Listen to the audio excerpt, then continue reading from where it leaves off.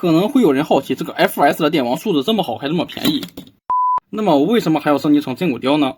不仅是因为它二手的价格降了非常多，最重要的是这个粗壮的大腿实在是太舒服了。嗨，帅哥，给个3连呗！哎，真骨雕 Phase 到现在依旧是溢价严重，但是其他的真骨雕储气基础都有降下来。就比如说这一个真骨雕电王吧，可以看到它是带了龙塔螺丝双形态，所以说比其他的真骨雕要大了不少。盒子的侧面也有标注出来，圣剑还有圣枪模式的不同颜色。因为是双形态，然后盒子比较大，所以说这次放了4张官图。正因如此，它的配件比较多，所以它的官方内件就比较贵，所以说二手降下来了也要400多才能拿到手。当然你也可以300多拿到手，不过就是陶塔螺丝的脚是断的，不知道为什么闲鱼上很多人他们卖的二手都是陶塔螺丝的脚断了，然后卖便宜一些。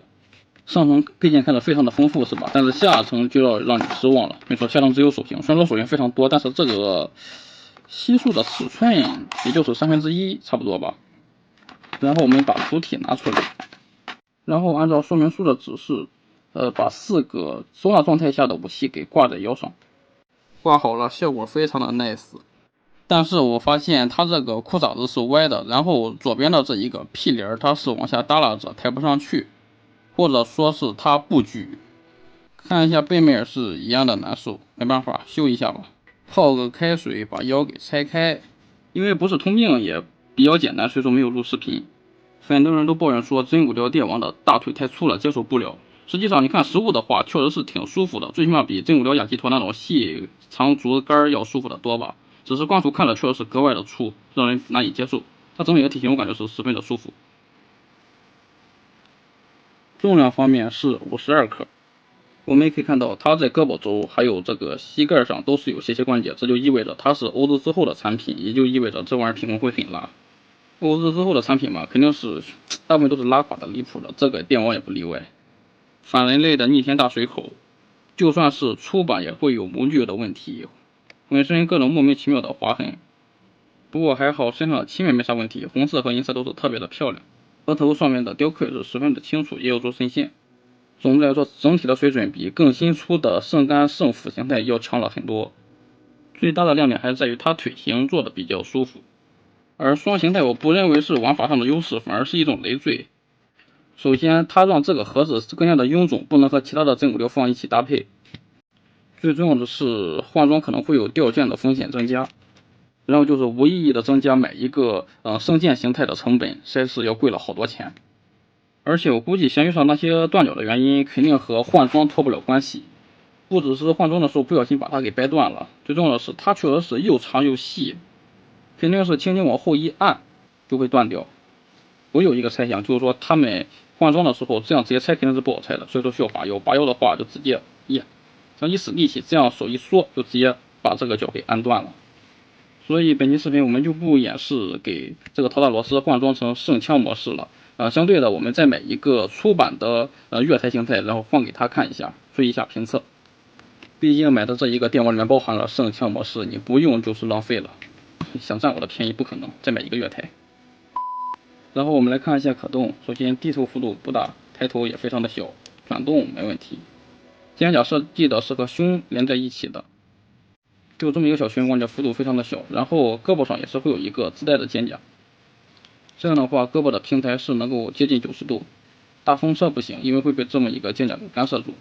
大臂的平转有，但是非常的紧，掰起来不流畅。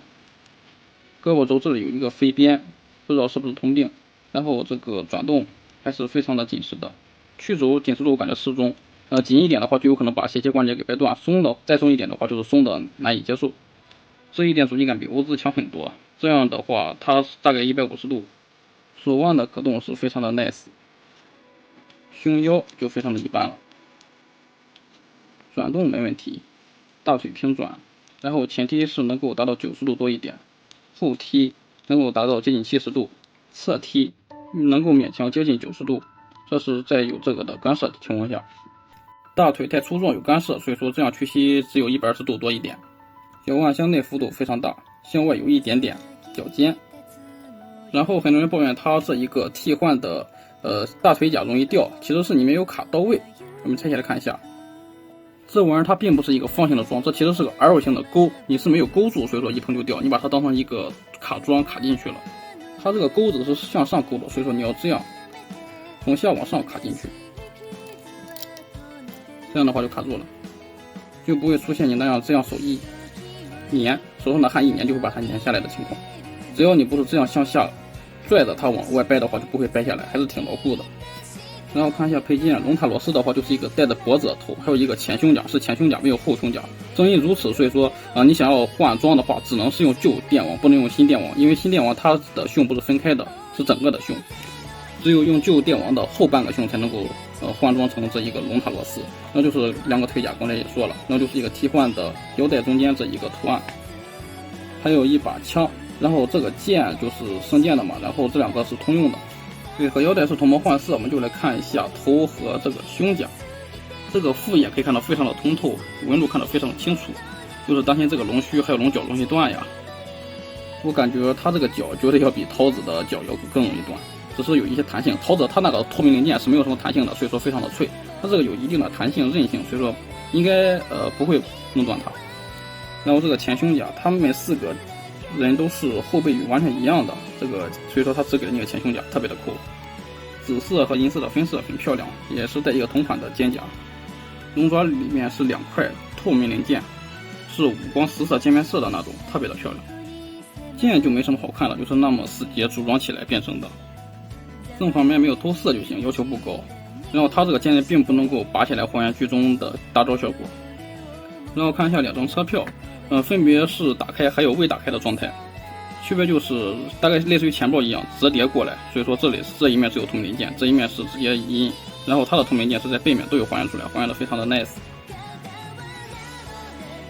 手型有7对，我们也可以看到7对手型肯定是2个角色的嘛，所以说做的比较多。通用的话就是这么一个五指防身手、武器握持手，还有这个是拿车票的手，这个也是拿车票的手，是不同的方法。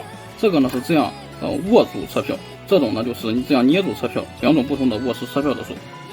就是说这一对、这一对、这一对、这一对，这4对是电王通用的手，这一对呢就是圣剑指自己的手嘛，然后这个就是摆那个 pose， 我一开始展示的那一个经典 pose 的手型。这2对是圣剑的，这一对就是圣枪的喽，圣枪它平常挑衅敌人用的手型。光的话可以看到手指上的银漆都有还原出来，然后是没有异色，但是有些涂不够。手背甲的白色也有氧化，可以看到和小臂颜色完全不一样，发黄一些。有的手型手背就没有发黄，看命吧。好的，以上就这一款真骨雕电王的情况了。降了非常多，但是捆绑龙塔罗斯还是挺难受的。